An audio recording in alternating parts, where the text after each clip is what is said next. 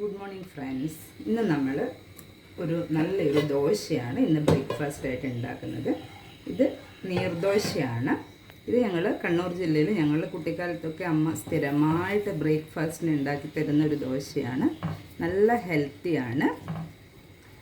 അതിനുവേണ്ടി നമ്മൾ ആദ്യമായിട്ട് ഇതുപോലെ നല്ല കട്ടിയുള്ള ദോശക്കല്ല് അടുപ്പത്ത് വെച്ച് നന്നായിട്ട് ചൂടാക്കുമ്പം അതിലോട്ട് വെളിച്ചെണ്ണ നന്നായിട്ട് അതിൽ പുരട്ടി കൊടുക്കുക, സ്പ്രെഡ് ചെയ്ത് കൊടുക്കുക, നന്നായിട്ട് സ്പ്രെഡ് ചെയ്യണം. എന്നിട്ട് നമ്മൾ ദോശമാവ്, ഈ ദോശമാവ് എന്ന് പറഞ്ഞത് തലേന്ന് ഉണക്കലരി കുതിർത്ത് വെച്ചിട്ട് കുറച്ച് ചോറും ഉണക്കലരിയും ഉപ്പും ചേർത്തിട്ട് രാവിലെ അരച്ചെടുത്തതാണ്. ഇതാണ് ഇതിൻ്റെ പരുവം.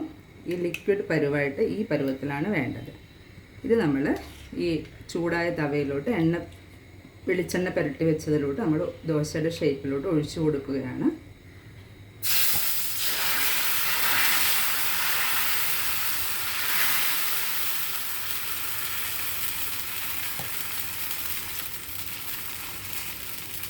ഇപ്പം ഒരൊച്ച കേട്ടില്ലേ, ഇതിൻ്റെ ഷീന്ന് ദോശ ചുടുമ്പോൾ ആ ഒച്ച വളരെ നിർബന്ധമാണ്. നല്ല ടേസ്റ്റിയുള്ള ദോശ കിട്ടും. ഇതിനെ നമ്മൾ ഒരു മിനിറ്റ് അടച്ചു വെക്കാം. ഇതിൻ്റെ ഗുണമേന്മ എന്ന് പറയുന്നത് രാവിലെ വളരെ ഈസി ആയിട്ട് ഉണ്ടാക്കാൻ പറ്റുന്ന ഒരു ബ്രേക്ക്ഫാസ്റ്റാണ്.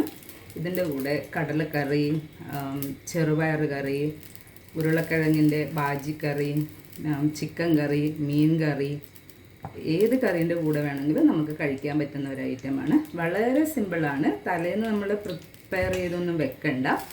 രാവിലെ അരച്ചിട്ട് ഉടനടി ചുടുന്നത് കൊണ്ട് വളരെ ഈസിയാണ്. പിന്നെ കുറച്ച് ഇങ്ങനെ നമ്മൾ വളരെ തിന്നായിട്ടുള്ള ദോശയായിട്ടാണ് കിട്ടുന്നത്. ചൂടോടെ നല്ല നെയ്യ് കൂട്ടി കഴിക്കാനും ഇത് നല്ല ടേസ്റ്റാണ്. ഇത് ഒരു മിനിറ്റ് ആകുമ്പോഴേക്കും ഇത് കുക്കാവും. ഇതുപോലത്തെ ഒരു സ്റ്റീലിൻ്റെ അടപ്പ് നമ്മൾ അടച്ച് വെക്കണം. പിന്നെ ഈ ദോശ നമുക്ക് തിരിച്ചിടണ്ട. ഇതായി കഴിഞ്ഞാൽ ഇതിൻ്റെ മേലെ നെയ്യ് വേണമെങ്കിൽ ചേർക്കാം. പക്ഷെ നമ്മൾ നന്നായിട്ട് ദോശക്കല്ലിൽ വെളിച്ചെണ്ണ പുരട്ടിയത് കൊണ്ട് നമുക്ക് നെയ്യ് ചേർക്കുന്നതിൻ്റെ ആവശ്യം ഇല്ല. നോക്കൂ, ഞാൻ ഒരു പ്രാവശ്യം നമുക്ക് തുറന്ന് നോക്കാം എന്തായിരുന്നു. ഇത് കണ്ടോ, ഇത് ആയിട്ടുണ്ട്. ഒരു സെക്കൻഡും കൂടെ നമുക്ക് അടച്ച് വെക്കാം. ഇതിൻ്റെ ഒരു റിസ്ക് എന്ന് പറയുന്നത് ഇത് ചെയ്ത് പരിചയമില്ലാത്തവർക്ക് ഇതുപോലെ ലിക്വിഡായിട്ടാണല്ലോ മാവിരിക്കുന്നത്. അത് ഇങ്ങനെ ദോശയുടെ ഷേപ്പിലാക്കി എടുക്കാൻ സ്റ്റാർട്ടിങ്ങിൽ കുറച്ച് ബുദ്ധിമുട്ടാണ്. പക്ഷേ നമ്മൾ ചെയ്ത് ശീലിച്ചാൽ അത് വളരെ ഈസിയുമാണ്. നമ്മുടെ ദോശ ആയിട്ടുണ്ട്, നമുക്കെടുക്കാം.